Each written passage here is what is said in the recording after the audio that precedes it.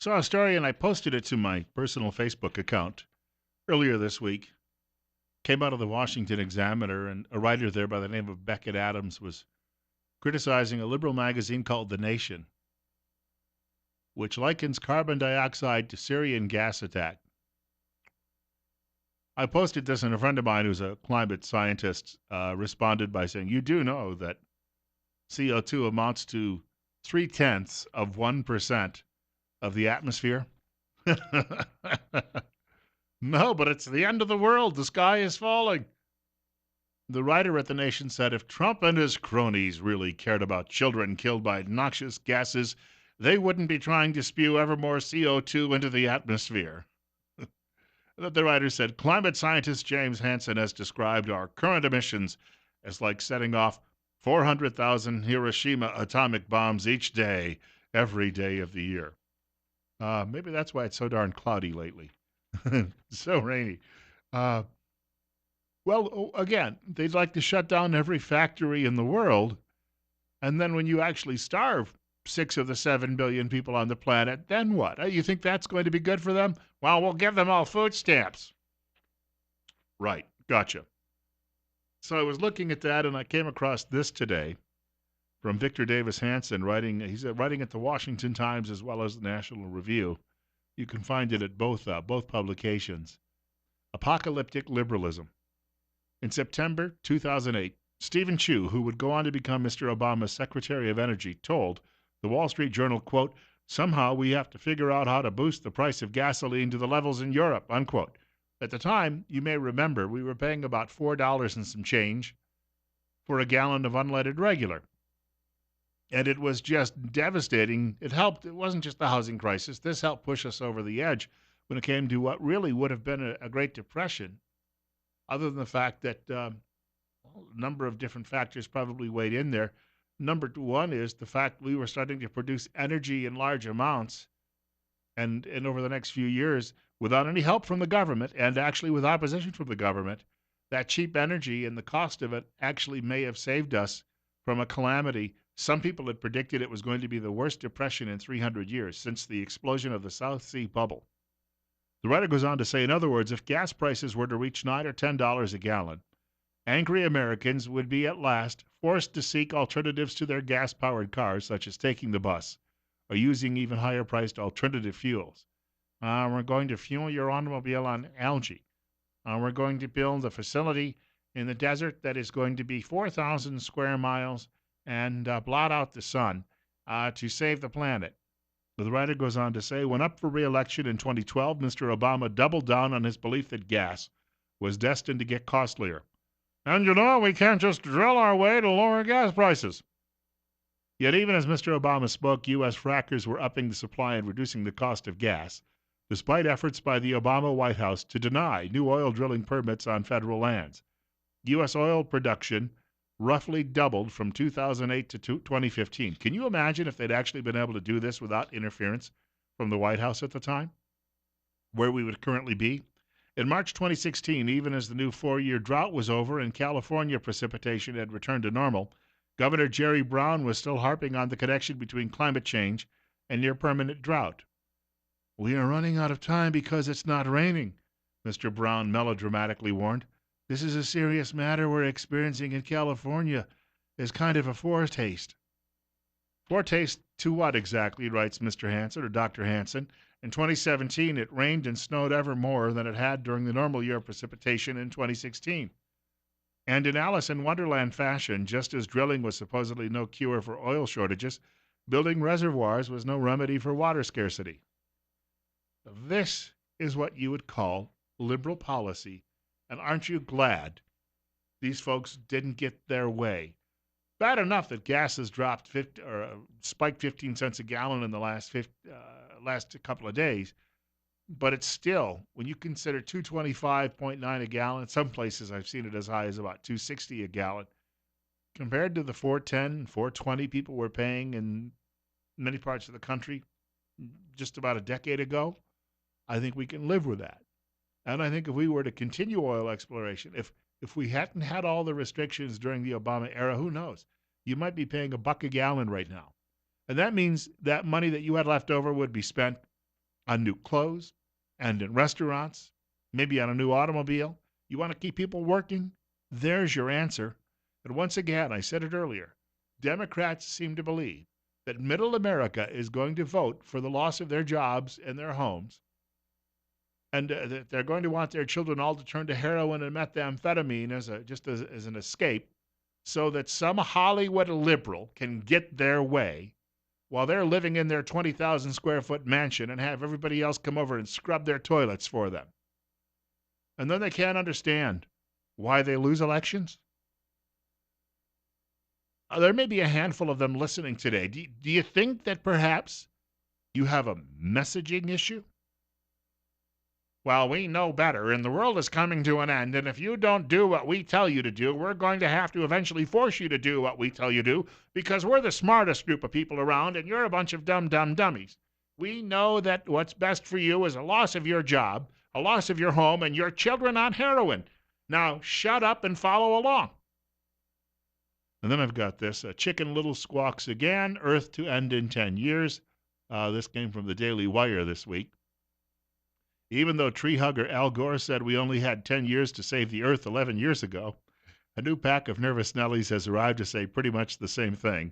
The International Institute for Applied Systems Analysis says, quote, if humans don't reduce greenhouse gas emissions drastically and maintain carbon sinks like forests, then the result will be catastrophic for the climate. Do you know that there is now more forest land in the eastern United States, east of the Mississippi, than there is in the western states? And in fact, there is more forest land in the eastern United States than there has been since really the first Europeans started clear-cutting forests to set up farms. But you don't hear much about that, do you?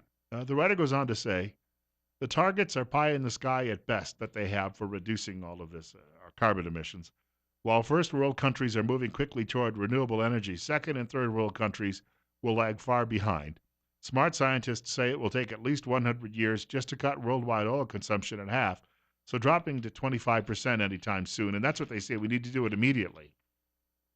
Well, if I were to walk to work, it takes me about 10 minutes to drive it. But if I were to walk to work, so you're figuring, if you're walking at, I don't know, a pace of 3 miles per hour, it would take me about 2 hours to walk to work and then 2 hours to walk home. Now, considering that the weather here sometimes isn't very cooperative, I suppose that my legs would be in great shape and I wouldn't have to be worried about what I'd be eating because I wouldn't have any time to eat. I'd have just enough time to come to work, do my job, go home, and go back to bed. Over and over and over again.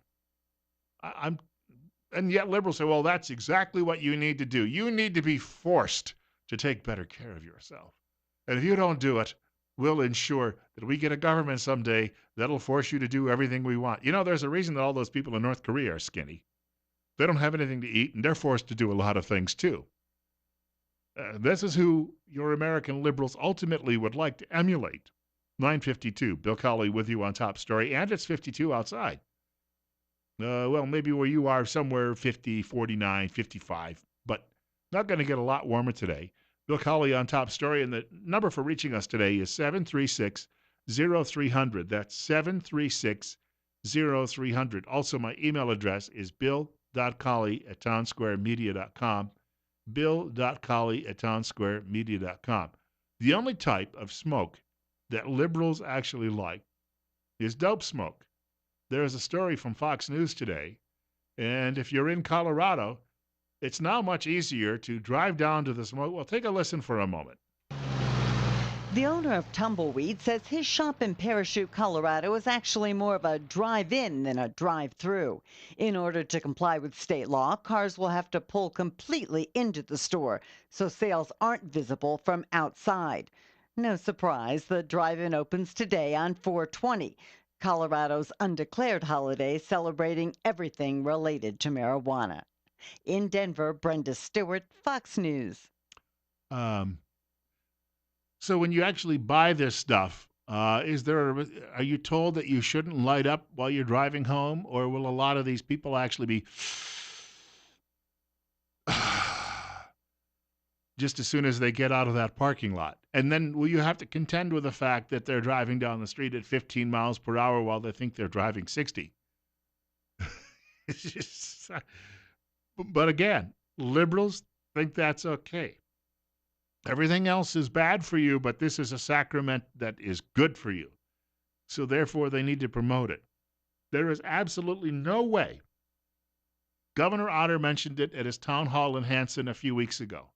He has talked to the governors in Colorado and Oregon, and those are Democrats in those states. They're having serious regrets that they've gone down this path. No. Number two, every law enforcer, and we have a number of them that come in here on a regular basis and talk to me on the air about this, have cited the figures for the accidents and then the rising highway deaths created by this because some jamoke over on the left thinks that they've got to keep puffing this stuff and that it's somehow their right to actually go back out on the road then and kill you while they're doing it. You're up next. You're on the air at 9:54. Morning, Bill. Yeah, it just baffles me. It's been like over the last 20, 30 years, they have completely demonized cigarette smoking. They've pulled all advertisements off radio, television, and you're constantly told how evil it is, but it's just completely opposite when it comes to marijuana. So, thank you, Bill. Have a good day. They claim, well, it doesn't actually harm you like nicotine and the tobacco smoke does. I don't know that ingesting any smoke into your body is good for you, number one. Just, I think that smoke inhalation is a bad thing. At least most firefighters would tell you that. Number two, I've seen studies. We got into this snit a few months ago when I wrote a newspaper column about it, and the dope smokers out there, most of them probably already higher than a kite, decided to respond, and all of their nasty comments and their telephone calls. Mad. Well, I'm sorry, but the fact of the matter is, I was armed with, somebody said, oh, he's just reviving reefer madness. No, I was looking through all sorts of surveys and studies on this. And yes, the medical professionals say it ain't good for you, especially prolonged use. It's not good for you. And yet, these are the same people who will tell you, well, you need to walk more often because I don't want to care for you when you get diabetes. I shouldn't have to. Well, then why should I have to care for you when your brain gives out on you at the age of 40 and you can't function in your job any longer because you sat around smoking wacky weed all day? Well, that's different. We godless atheists, that's our sacrament. That's how we worship Mother Earth. Well, tell you what, stop putting smoke into the air and Mother Earth may actually be proud of you. Coming up on the end of our program today, Bill Colley with you on Top Story on News Radio 1310, KLIX and newsradio1310.com. Talking firearms tomorrow on this program. We didn't do it last week because I noticed this on social media. Some people weren't happy that I was away on Good Friday. So apparently taking a day off for religious reasons is not approved of by even many of my fellow Christians and conservatives. But tomorrow we are going to talk firearms. There's a new survey out which shows that in Washington, D.C., they've done a comparison. Back when Washington had highly restricted, and look, they still do, even though the Heller decision enshrined firearms rights in the nation's capital, just as they do everywhere else. They're supposed to follow the Second Amendment. They keep trying to put up new barriers. In other words, well, if we do this, and then the court smacks them down again. Then they say, well, if we do this, why don't you honor the letter of the law? Well, we're liberals and we choose which laws we want to follow. I'm not allowed to do that. Well, you're a conservative and we know better. So when we tell you, here we go again, right? This has been the theme of this show today. They've done studies, though, when Washington had restrictive gun laws in place before Heller, they still have the same violent crime taking place today. Actually, slight decrease since more people have started arming themselves, despite the fact that the city tries still to mess with them when they try to get a permit. Bill Colley with you on Top Story on News Radio 1310. KLIX and newsradio1310.com. God willing, if the creek don't rise, they'll allow me to come back here tomorrow morning between 8 and 10 o'clock and do this all over again. Rush Limbaugh will follow. You know what he's going to be talking about. O'Reilly. That'll be on the way, at least partly during his program. That's on the way just after 10 o'clock news from Fox. Sean Hannity following Fox at 1 o'clock today. Glenn Beck after 4 o'clock news. And Dave Ramsey tonight at 7 o'clock, right here on News Radio 1310, KLIX, and NewsRadio1310.com.